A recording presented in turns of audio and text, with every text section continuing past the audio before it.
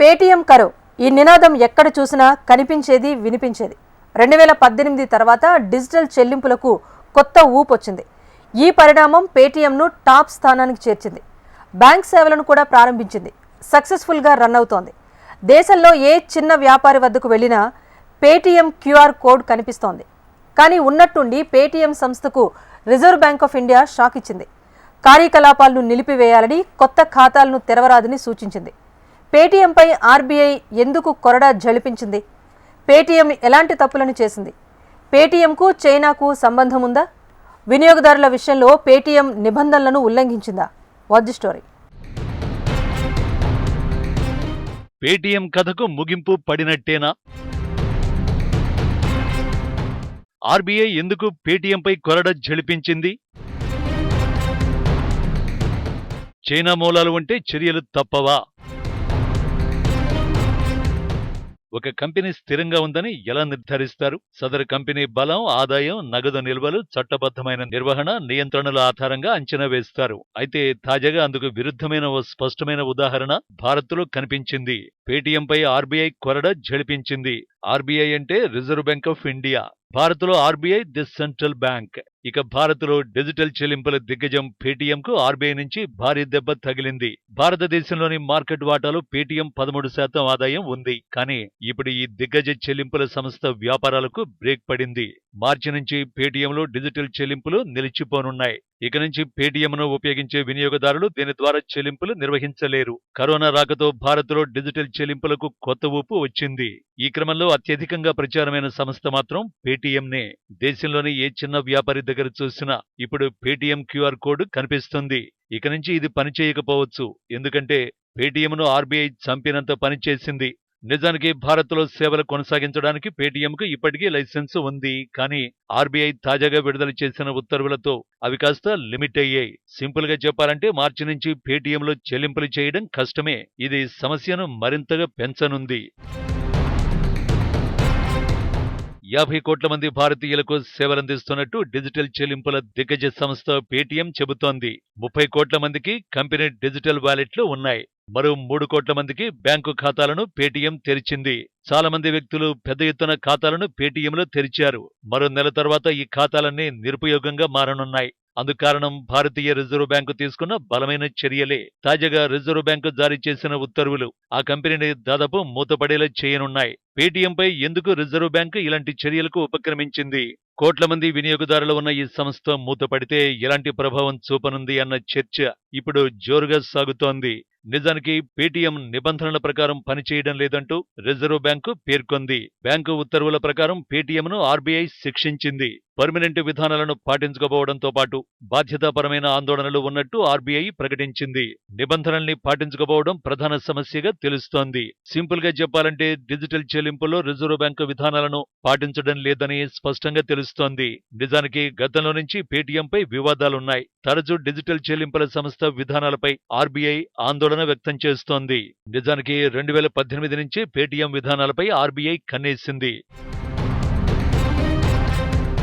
ప్రాథమికంగా పేటీఎం నియమాలన్నీ కేవలం కేవైసీ చుట్టూనే తిరుగుతున్నాయి. కేవైసీ అంటే నో యువర్ కస్టమర్. అయితే వినియోగదారుడి గురించి ఎంతవరకు తెలుసుకోవాలనే అంశంపై రిజర్వ్ బ్యాంకు నియమాలు ఉన్నాయి. ఒక వ్యక్తి గురించి కంపెనీ ఎంతవరకు తెలుసుకోవచ్చు, ఏమేం తెలుసుకోవచ్చు అంటే, మీ పరిసరాల్లో ఏదో ఒక పార్టీ జరుగుతోందనుకోండి. ఆ పార్టీలో పాల్గొనేందుకు మీరు వెళ్లారనుకోండి. తలుపు వద్ద ఓ బౌన్సర్ ఉంటాడు. అతడు మీ ఫోటో ఐడినో లేక ఇన్విటేషన్ కార్డునో ఉంటే తప్ప లోపలకు అనుమతించడు. అతడు మీరు ఎవరో తెలుసుకోవాలని అనుకుంటున్నాడు. మీరు ఎక్కడ నివసిస్తున్నారు, ఐడిలో ఉన్న ఫోటో మీరు ఒక్కటేనా వంటివి అతడు అడుగుతున్నాడు. అని కరెక్ట్ అనుకున్న తర్వాతే అతడు పార్టీలోకి వెళ్లనిస్తాడు. సేమ్ బ్యాంకు కూడా ఓ బౌన్సర్ లాగా పనిచేస్తుంది. కొత్త ఖాతాను తెరవడానికి ముందు కొన్ని పత్రాలను బ్యాంక్ అడుగుతుంది.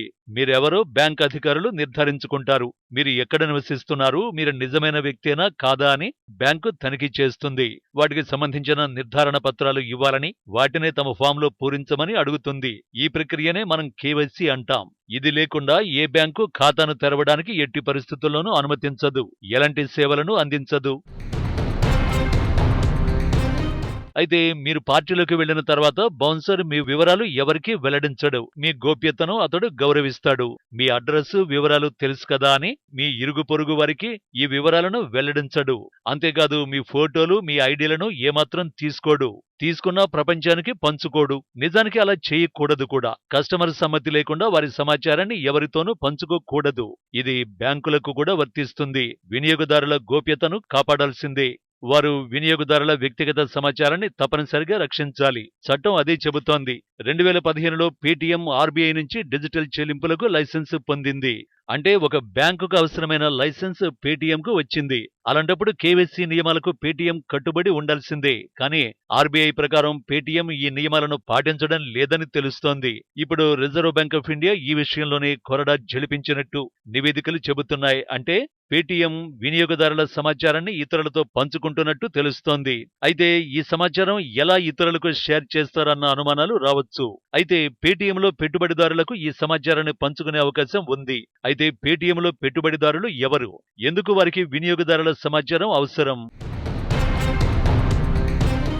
పేటీఎంలో పలువురు పెట్టుబడిదారులు ఉన్నారు. వారిలో ఒకరు చైనీయులు. అంటే పేటీఎంలో చైనా పెట్టుబడిదారు ఉన్నాడన్నమాట. అదే యాంట్ ఫిన్ అనే కంపెనీ. ఇది చైనాలో సేమ్ పేటీఎం లాగా డిజిటల్ చెల్లింపులు నిర్వహిస్తున్న సంస్థ. చైనా దిగ్గజ సంస్థ అలీబాబాకు చెందిన అనుబంధ గ్రూప్. దీన్ని జాక్ మా స్థాపించాడు.